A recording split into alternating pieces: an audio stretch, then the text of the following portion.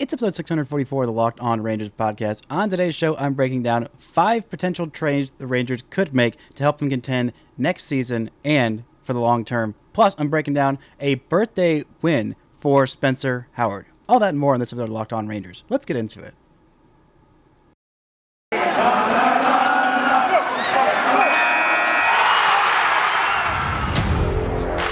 You are Locked On Rangers, your daily Texas Rangers podcast.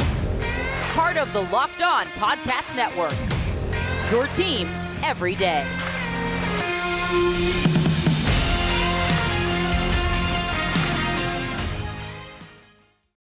You are Locked On to the Texas Rangers. I'm Bryce Patrick, a cripplingly addicted Texas Ranger fan since 2010, founder and host for all 4 seasons of this Locked On Rangers podcast. It is Friday, July 29th. Your Rangers are 44-54 after a win last night against the Los Angeles Angels of Anaheim. Thank y'all so much for making Locked On Rangers your first listen every single day. If you're not already, you can follow me on Twitter at Bryce Patrick. You can follow the show at Locked On Rangers. And the best way you can help grow the show is hit subscribe on YouTube and comment anything below. We're going to get into the birthday boy winning a career best game for him with the Rangers and some trade scenarios for the Rangers to go be buyers on this market. But first, today's episode is brought to you by BetOnline. BetOnline has you covered this season with more props, odds, and lines than ever before. BetOnline, it's where the game starts. Now let's get into a 2-0 win for the Rangers. They made the mistake of making it a 1-0 game, a 1-run game in the 4th inning, but they corrected that very quickly in that 5th inning, making it a 2-0 game, and that is not the Rangers' Achilles heel. It is those 1-run games that have really gotten to him. So once the Rangers got to the 8th and 9th innings with a 2-run lead, I thought, okay, this might actually work out okay. The story of this game has to be Spencer Howard. Guy turned 26 last night and was fantastic in this one. Absolutely fantastic against what is a very much scuffling Angels team who are without 2 of their best bats, but they still have Shohei Ohtani in the lineup, who he held without a hit. They still have Taylor Ward, who has been really darn good this season, who he held without a hit. They also had Jared Walsh, who's been pretty darn good in the past, too. He also held without a hit. None of those guys had a hit in this game. Only 5 hits for the Angels in this entire game. Only 3 of them came off Spencer Howard. He also had 5 strikeouts in this one. No homers, no walks. Those have been the things that have absolutely annihilated him at the big league level and, even in the minor leagues when he has gone down to AAA. But he didn't have any of those this season. I'm pretty sure that's his first major league outing with no walks and no home runs. It's his first shutout outing with the Rangers this season. 5 innings, ties his Rangers high, and he just looked like a starting pitcher. It was fantastic. Everyone on this team needed this win, and it looked like a tough matchup because Shohei Ohtani was Shohei Ohtani pretty hard. 6 innings pitched, 11 strikeouts, only the 1 home run allowed, which came off of Nathaniel Lowe, who did have the 2 hardest parts of the cycle, the triple, his 2nd of the season, and a homer, his 15th of the season, but he was not able to complete it. Those are the only 2 hits that he had on the night. Still, pretty darn good offensive night. Corey Seager had a 3-hit night, a double. His 12th of the season came off of Ohtani. He did end up leaving the game after 5.5 innings. There was a bruise when he fouled a ball off of his foot. Corey, the manager, didn't think that anything serious was of it. He's probably going to miss today's game, might miss another game, but it's not going to require an IL stint, just something that they were being cautious about, which I totally respect and understand, and I'm glad that they decided to do that.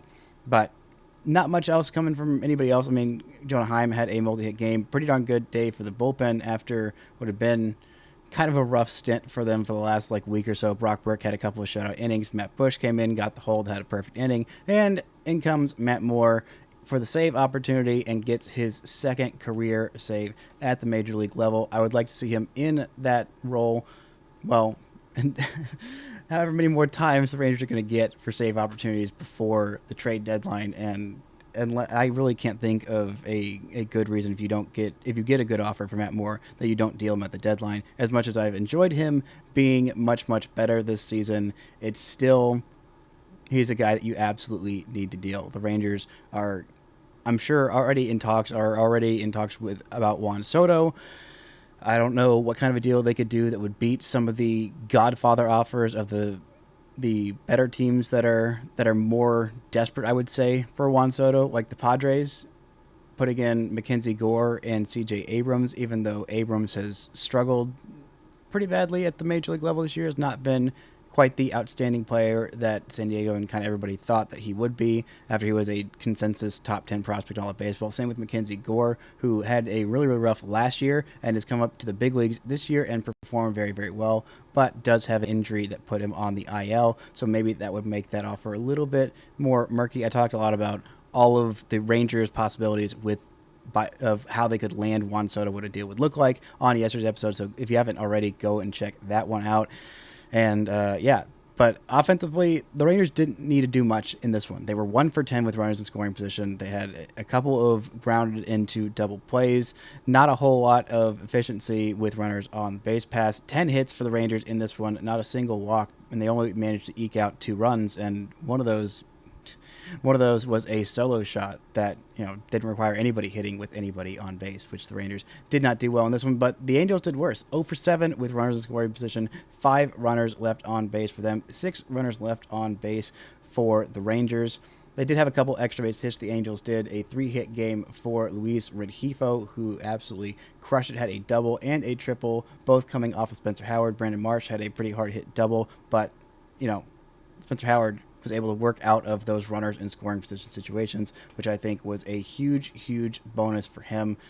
Really, really needed this start. The Rangers needed this start, like I said, because that sweep in Seattle was really demoralizing, especially coming off of losing 2 out of 3 in Oakland, who, again, the Oakland A's are much improved. They are going to be annoying and scrappy no matter how many players they sell off. This is just what they do. And even in their bad seasons, they're still really freaking annoying to play against. Like, it's just one of the detriments of having them in the division. They're an incredibly annoying team to have to play against when they're selling off all of their best players and still bringing up these guys that no one's ever heard of, that weren't on any top 100 prospect list. They're like, oh, that guy's just a huge pain in your butt for 5 years. That's just what the Oakland freaking A's do. But big win for the Rangers in this one. Got 3 more games against these Los Angeles Angels of Anaheim, of California, of America. Hopefully the Rangers can take 3 out of 4 in this series and head into the trade deadline feeling a little bit better about themselves, but they could also pick up themselves a boost at this trade deadline. They have some starting pitching need, despite Spencer Howard doing fairly well in this one. I'm still not utterly convinced that he is going to be a starter. I think his ceiling is pretty high. Of these, outside of the top 2 in the Rangers rotation, outside of those guys, I think of the people from, I'd say AAA on up, he has the highest ceiling of anyone who's not John Gray or Martin Perez. Coming up, we're going to get into 5 different trades the Rangers could make to go be aggressive at the deadline, including one that's not quite a buyer or a seller move. But first, this episode is brought to you by LinkedIn. As you gear up for fall, you need the right people on your team to help your small business fire on all cylinders. LinkedIn Jobs is here to make it easier to find the people you want to talk to faster and for free.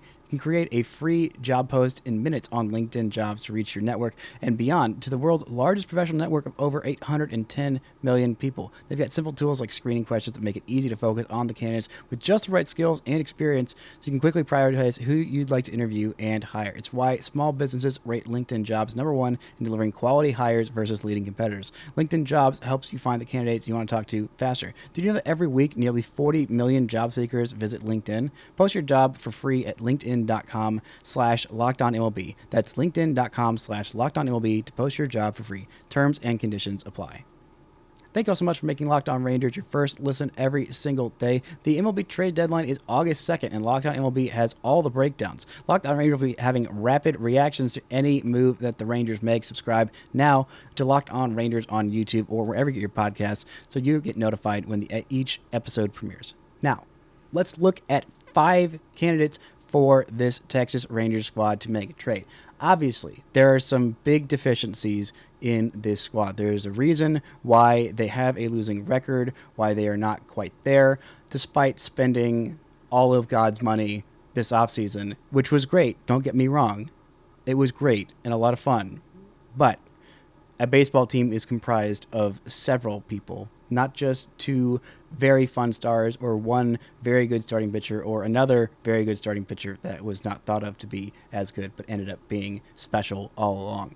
Now, the Rangers have, I would say, at least 2 needs at starting pitcher. So most of these guys, most of these trades, actually, let's say, I think all of them. Yeah, all of them will include a young, controllable, middle of the rotation, potentially number 2 kind of ceiling on most of these guys, number 2 or 3, to help deepen this rotation that have a bunch of years of control. That is the kind of move I think the Rangers could make and should make if they decide to go and be aggressive at this trade deadline. Now, number 1, I have the Rangers trading for Zac Gallen, a right-handed pitcher from the Diamondbacks. He is 26 years old, under contract through the 2025 season. Now, this is a guy who has got some pretty darn good stuff. He has been consistent, has a track record at the major league level, and there are going to be some contending teams that are asking on him. So if the Rangers want to go get him, they're probably going to have to ask. They're probably going to have to beat that asking price and,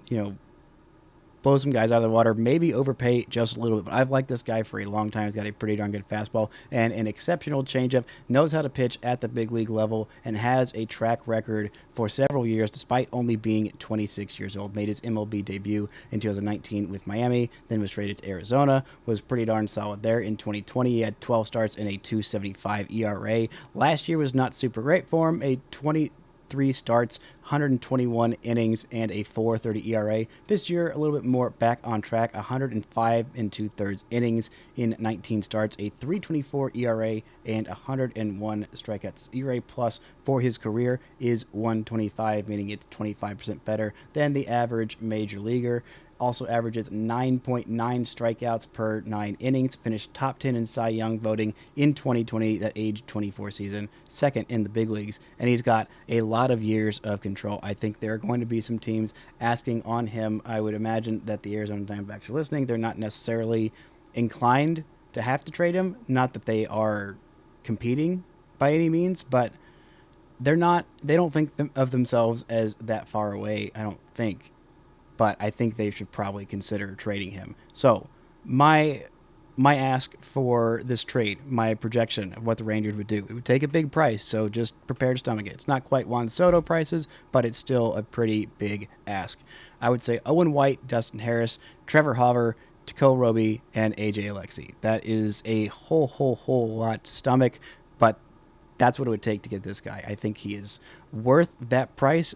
You might knock off one guy, might knock off Takeo Roby, but it's going to take, probably 2 top 10 guys. Dustin Harris and Owen White are both top 10 guys. Well, Dustin Harris is right on the fringe, depending on where you rank the 2 new guys in the Rangers system. By the way, I said on yesterday's episode, you cannot trade any of your new draft picks until after the World Series. So including Kumar Rocker or Brock Porter in any of these trades is just not going to happen because those aren't going to happen at the deadline. Now, I think that might be a bit rich for the Rangers' blood, so I don't necessarily think that it's likely, but I would like it. I would enjoy it very much. Another trade with left-handed pitcher for the Braves, Kyle Muller. He is 24. He is under contract through 2028. I would also include an outfielder, a 19-year-old from McKinney-Boyd High School, who is extremely fast. That is Tyler Collins. He was the first draftee out of McKinney-Boyd High School. Kyle Muller is a local kid. Would love to get me a local kid in here. Second-round pick out of Jesuit High School in Dallas back in the, 2016 draft.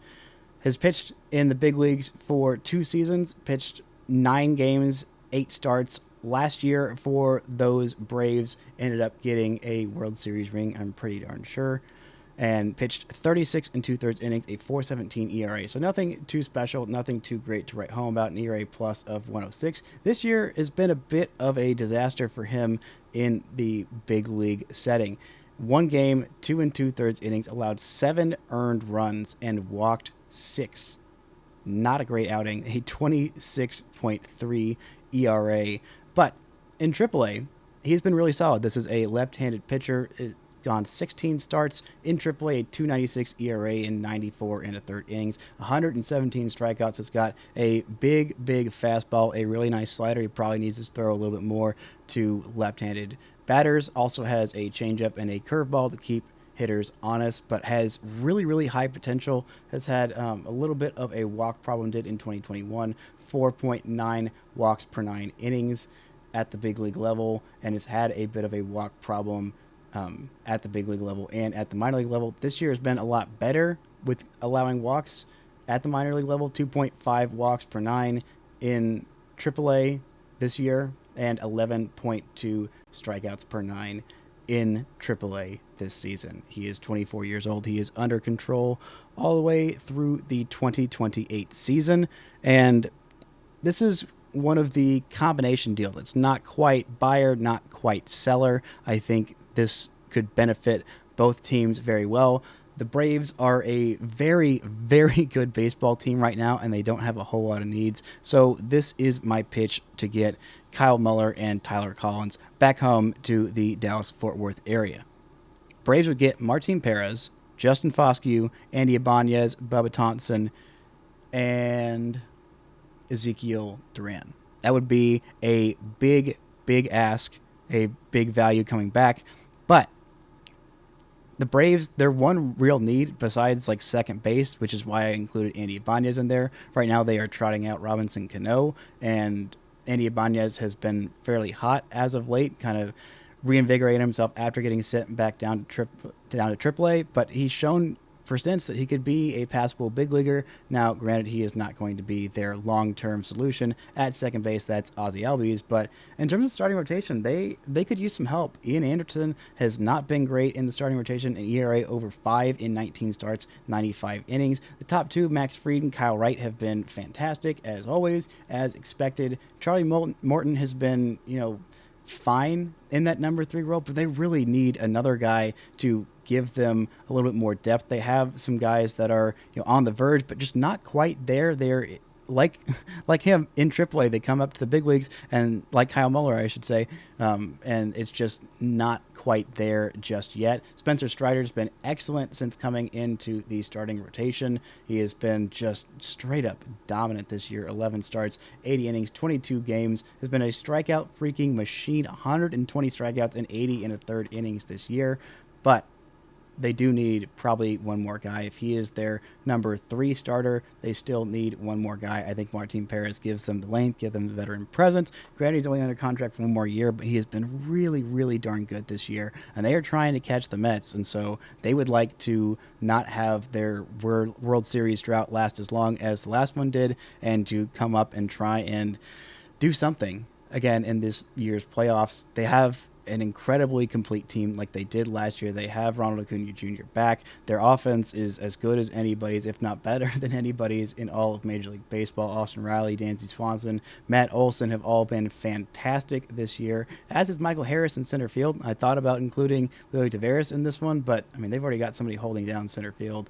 And William Contreras, I should say, has been excellent as well as a catcher / in that DH role. But that is, I think, my most aggressive trade. I would like the most. You might have to include a little bit more prospect capital in there, but I think including Martin Perez, if you can get him to agree to come back, that's the kind of deal that you would make. You might have to rework it, and instead of including Martin Perez, include some top prospect. But really, you need some major league ready guys, because this is a team that's competing. They have these guys that are almost ready, but they need major league contributors, especially that one starting pitcher. I think this could be a great deal for the Rangers if they made that happen. Coming up, we're getting into 3 more trades, including one that you all can probably predict, but might have a little bit of a wild card twist in there. But first, this episode is brought to you by BetOnline. BetOnline.net is the fastest and easiest way to check on all of your favorite betting needs. Find all your favorite sports and events at the #1 online source for odds, lines, and games. You can find reviews and news in every single league, including Major League Baseball, NFL, NBA, NHL, combat sports, esports, and even golf. BetOnline continues to be the top online resource for all of your sports wagering information, from live in-game betting, scores, and podcasts. They have got you covered. Head to BetOnline today or use your mobile device to learn more about the trends and action happening today. If you want to go make some bets on the Rangers winning this game in LA/Anaheim, you can go make a bet there. I'm sure the Rangers are probably favored because everything has been straight up atrocious for this Angel squad. You got Martin Perez on the hill. That would be a good time to bet on the Rangers to have a win. BetOnline, it's where the game starts. Now let's look at the final 3 trades that the Rangers could make to contend, just open a little bit further their window of contention for the next couple of years. Number 3, we have Cole Sands, a right-handed pitcher who is 24 years old, under contract, through 2027 on the Minnesota Twins. The Twins are a competitive team. This is a similar situation, to the Braves, where there are a lot of these guys, or a couple of these guys, that are, not quite contributing at the level that the team would like them to at the big league level, and they are contending and want to win badly and win big, because this Twins team, we all know about their playoff drought. Every time they get to the playoffs, they have been swept. They have not won a playoff game since, I'm pretty darn sure, the 1990s. It's been a minute, and right now they are a really good team. They are leading their division. They have some good starting pitching. They have a pretty good offense. They could probably use another starting pitcher, but what they could really use is some bullpen help. Emilio Pagan is listed as their closer. He has a 5.03 ERA in 36 games. They have Griffin Jax, who has an ERA a little bit over 3. They only have one guy with an ERA under 3 in their bullpen. They have Tyler Duffy and Caleb Tealbar, who is on the 15-day IL right now. They have Chris Paddock, who is a starting pitcher who has not pitched that much this season. Only 5 games for him, an ERA right around 4. On the 60-day IL, same with Cody Stashak and Danny Colombi. So they need some help in their bullpen. Why not give them Matt Moore? It's not just Matt Moore. It's Matt Moore, Matt Bush, and Aaron Zavala.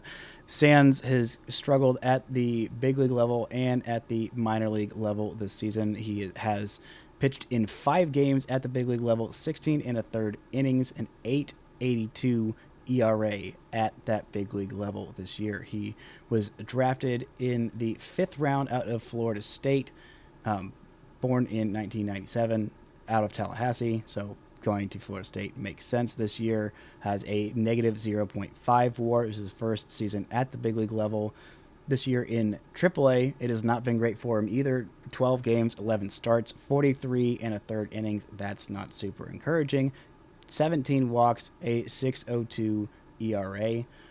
But he has shown a lot of promise the season before, 2021. At the AA level, had 19 games, 18 of those were starts, 80 innings, 96 strikeouts. Did have a little bit of a walk problem. That is something that the Rangers are going to want to fix. But 3.9 walks per 9 in 2021, 3.5 walks per 9, so a little bit better this year, despite getting hit pretty darn hard. 1.5 homers per 9 in AAA has been a big bugaboo for him, but averaging more than 10 Ks per 9 in every single professional season at every single level. They're combining 2019, all of those different levels, but even had 9.9 Ks per 9 at the big league level, despite getting hit around quite a bit. But this is a guy with a very, very high ceiling, under control for a long, long time. The Rangers will be able to deal their most likely to be dealt starting or just MLB trade chip. You'd have to give up a little bit of prospect capital in Aaron Zavala. Is having a really, really good season. Would be kind of a bummer to miss him, the 2nd round pick from last year, who is absolutely crushing it at high A. I really have no idea why he's not in Double A at this point. An on-base machine with a lot of power, not a whole lot of defensive positional versatility, but you give up Matt Moore and Matt Bush. The pen in Minnesota gets a lot of help, and the Rangers get to take a flyer on Cole Sands, see if they can fix that walk problem, see if he can be a contributor to a big league rotation for the next couple of years for these Rangers. The next one is a really big swing. A guy with a lot of potential. It's going to be, I would say probably the biggest value that the Rangers are going to be giving up in terms of overall major league contributions. But the Rangers trading for right-handed pitcher Sixto Sanchez from the Marlins. He is 23 years old. He is under contract through 2027.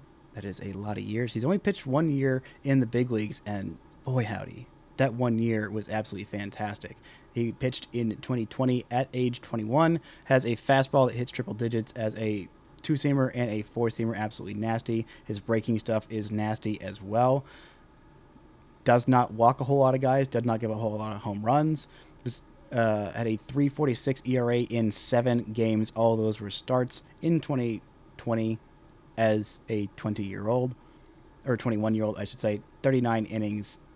Just really, really dominant stuff. Finished 7th in Rookie of the Year, probably because he only pitched in 7 games. But again, that was the shortened season, so what are you going to do? But he hasn't pitched this year at the big league level. He didn't pitch last year at the big league level. Had shoulder surgery. Has had some injuries. There's a lot of concern there, a lot of variability. He should be coming back fairly soon. He is on a rehab assignment, but has not yet pitched this season. Sometime in the near future, he started his rehab assignment in July, so I'm sure he'll pitch at the big league level by the end of the season. But this is a guy with a whole lot of potential, like potential ace type of stuff, just really, really exciting stuff. So the Rangers have to give up a whole lot, and the Marlins, if they could just get an entire offense and get Jazz Chisholm healthy, this would be a really, really good team. So they need guys at the major league level, bats that are advanced, bats that are good. They have 3 All-Stars this year, even though their offense isn't that great. I honestly have no idea how they got that, but I don't know, the NLDH situation must have been really, really light for them to be able to get their DH from their quite bad offense. I mean, they have Jazz Chisholm, who is on the 60-day IL right now with an 860 OPS. Nobody else outside of Garrett Cooper has an OPS of 773. Nobody else has an OPS over 730 of their regulars at all of their different positions. Not even first base, not even anyone else in the outfield. Like, it's bad. And they've got a whole bunch of injuries to those guys who are underperforming as well. So, not super great from them. But my proposal, even though this is a big risk for the Rangers, I say they send Nathaniel Lowe, get some big league offense, get someone who is cheap and controllable. We know the Marlins don't like to spend a lot of money. Then you also would get Ezekiel Duran, who is at the big league level, I think can contribute offensively and play several different positions, has a big bat, and is not afraid to swing it very, very hard. You'd also have to give up Dustin Harris and Cody Bradford. So that is 3 guys that are, if not in the big league level, fairly close to the big league level and have a lot of overall offensive upside, because the Marlins do a really, really good job of developing these pitchers, taking these guys who have these high ceilings and helping them reach that. We have seen that this year with Pablo Lopez, with Sandy Alcantara, with Sixto Sanchez. Like, they do a really, really good job. Position player-wise, outside of Jazz Chisholm, there's not a whole lot there. So they need to leverage that, get a big play for one of for a big bat. And, as much as I like Nathaniel Lowe, I would like a potential future ace who is controllable, who is shown spurts, and buying low on that I think would be great for the Rangers. I think you might even have to include another guy in here to go get that. But again, I think it's worth it. You have the MLB caliber bat that would be carrying this offense while Jazz Chisholm recovers. You would have a guy, Ezekiel Duran, who I think could provide a big impact with his bat at the big league level for them right now. And Dustin Harris, a guy who is really not that far off. I'm not really sure why he's not in AAA just yet, but I think by next year he will make his major league debut, whether that's with Texas or if this trade actually happens and he is doing it for Miami. Their prospect depth does not have a whole lot of big bats. So getting these kind of DH only first base / left field guys, I think some teams, they have too many of them. But the Marlins could use some large bats, no matter their defensive deficiencies, to help them out and contend. And I really like Cody Bradford and what he's done this year, but we got to include one more guy. That is the guy I'm going to include. I don't think I doubled up on anybody. There might be one. There might be one that I doubled up on in some of these different trades. But my last one, God bless you, Levi Weaver of The Athletic. He proposed this trade, and I'm going to tweak it just a little bit. But of course, I'm bringing my large adult son, Joey Gallo, back. But that's not the only thing that I'm doing. Levi's proposal, he looked at a bunch of different young controller pitchers, kind of like I'm doing, but had a really good list. If you want to check it out on The Athletic, go do that. It is definitely worth your time. But his proposal included Adolis Garcia, Jose Leclerc, David Swinzel, and Tekoa Roby for Joey Gallo and Ken Waldichuck, a 24-year-old left-handed pitcher for the New York Yankees, has a lot of potential there.